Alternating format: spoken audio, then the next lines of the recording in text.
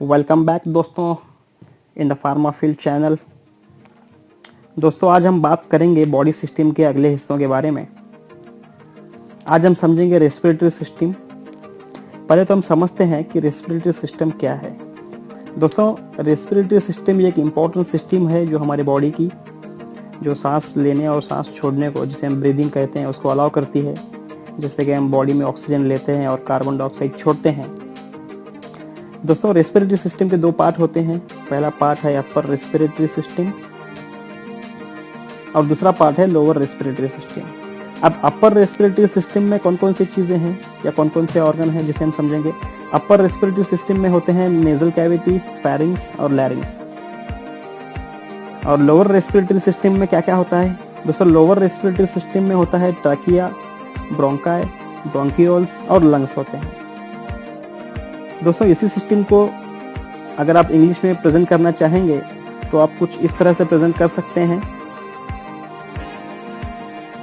Respiratory system is the most vital organ system of the body that support to internal and external respiration which is breathing. The respiratory system is a set of organs that allow a person to breathe and exchange oxygen and carbon dioxide through the body. Human respiratory system has two parts. Number one, upper respiratory system, and second is lower respiratory system.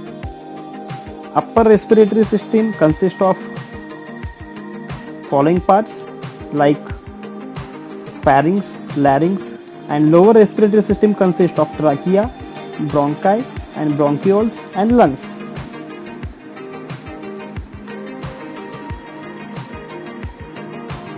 अब दोस्तों बात करते हैं circulatory system के बारे में। Circulatory system क्या है। सर्कुलेटरी सिस्टम ये अपने बॉडी की सिस्टम है जो ब्लड को सर्कुलेट करती है। सर्कुलेटरी सिस्टम किससे बनती है। सर्कुलेटरी सिस्टम बनती है ब्लड वेसल्स से। सर्कुलेटरी सिस्टम में आप देखेंगे कौन कौन से ऑर्गन आते हैं। दोस्तों सर्कुलेटरी सिस्टम में है हार्ट, आर्टरीज और वेन। हार्ट जिसको पंपिंग ऑर्गन भी कहा जाता है। उसके बाद है आर्टरीज जो ऑक्सीजनेटेड ब्लड को कैरी करती है और हार्ट से डिफरेंट पार्ट ऑफ बॉडी को ब्लड पहुंचाती है। और उसके बाद बात करेंगे वेन्स की। वेन्स डीऑक्सीजनेटेड ब्लड को कैरी करता है डिफरेंट पार्ट ऑफ बॉडी से हार्ट तक। दोस्तों अब हम समझते हैं कि ऑक्सीजनेटेड और डीऑक्सीजनेटेड ब्लड किसे कहते हैं। ऑक्सीजनेटेड ब्लड का मतलब क्या होता है। ऑक्सीजन का ब्लड का मतलब है जिसमें कि ऑक्सीजन प्रेजेंट हो और डीऑक्सीजनेटेड का मतलब जिसमें ब्लड एब्सेंट हो। दोस्तों आप थोड़ा जानेंगे बॉडी में ब्लड का सर्कुलेशन कैसे होता है। देखिए जैसे कि मैंने आपको बताया था हार्ट पंपिंग ऑर्गन है और ये मसल से बना हुआ था। हार्ट के दोस्तों 4 चेंबर होते हैं। Number 1 right atrium, second right ventricle, third left atrium और फोर्थ लेफ्ट वेंट्रिकल। दोस्तों वैसे जो वेन्स जो डीऑक्सीजनेटेड ब्लड कैरी करती है बॉडी के अलग अलग हिस्सों से वो हार्ट तक आता है और वही ब्लड हार्ट के राइट एट्रियम और राइट वेंट्रिकल में आता है। वहाँ से हार्ट उसको पंप करके पल्मोनरी आर्टरी के थ्रू लंग्स में भेजते हैं और वो ब्लड लंग्स में से लंग्स क्या करता है, लंग्स ब्लड को ऑक्सीजनेटेड फॉर्म में कन्वर्ट कर देता है। लंग्स ब्लड को रिफ्रेश करता है और उसको ऑक्सीजन फॉर्म में उस ऑक्सीजन उसमें कन्वर्ट कर देता है। यानी ऑक्सीजनेटेड ब्लड वापिस हार्ट में आता है। हार्ट में कहाँ आएगा, हार्ट में लेफ्ट एट्रियम और लेफ्ट वेंट्रिकल में आएगा और वहां से आउटा के थ्रू ऑक्सीजनेटेड ब्लड पूरे बॉडी में डिस्ट्रीब्यूट किया जाता है। दोस्तों इस तरह हमारे बॉडी का सर्कुलेटरी सिस्टम काम करता है। अभी इसी चीज़ को अगर आप इंग्लिश में प्रेजेंट करना चाहेंगे तो आप उसको कुछ इस तरह बोल सकते हो।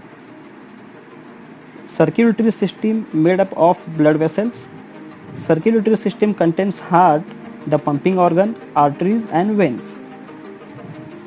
Arteries carry oxygenated blood from heart to different part of body and veins carry deoxygenated blood from different part of body to heart. The major artery called pulmonary artery which carry deoxygenated blood from heart to lungs and pulmonary veins carry oxygenated blood from lungs to heart. There are 4 chambers of heart like right atrium, right ventricle, left atrium and left ventricle. Deoxygenated blood comes in the heart through circulation and it come in the right atrium and right ventricle, then heart pumps blood into the lungs through pulmonary artery.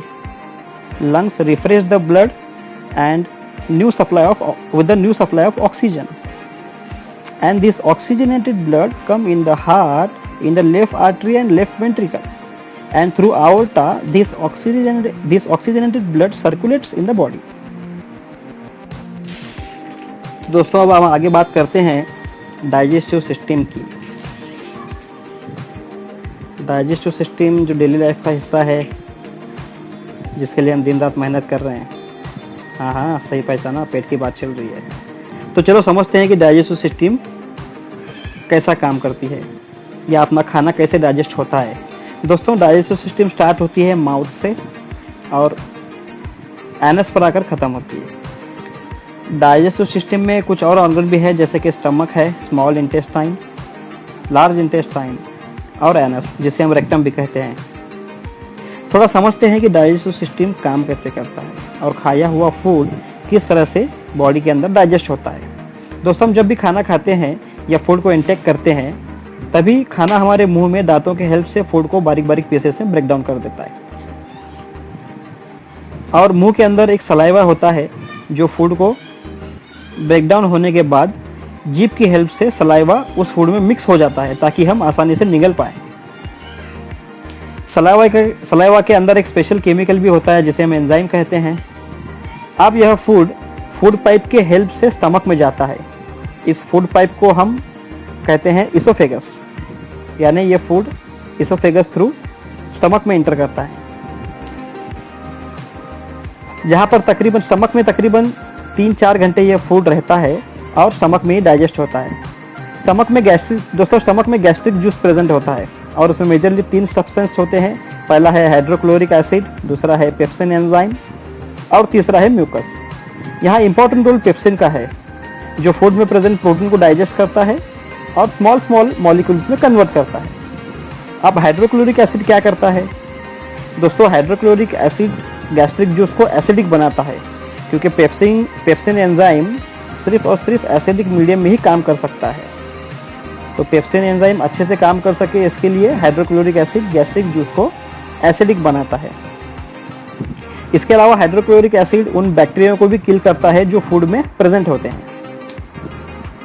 दोस्तों mucus का role भी यहाँ important है, क्योंकि mucus क्या करता है, वह उसके स्टमक के अंदर जो इनर लाइंस होते हैं, उस इनर लाइंस को हाइड्रोक्लोरिक एसिड से प्रोटेक्ट करता है। अब यहाँ पार्शियली डाइजेस्टेड हुआ फूड एंटर करता है स्मॉल इंटेस्टाइन में।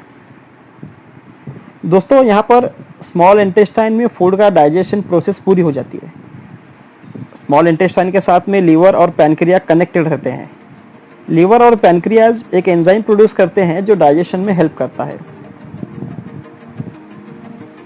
स्मॉल इंटेस्टाइन में फूड प्रोसेस पूरी होने के बाद में, डाइजेशन की प्रोसेस पूरी होने के बाद में, जो फूड बॉडी डाइजेस्ट नहीं कर पाती, उस फूड को लार्ज इंटेस्टाइन में भेजा जाता है।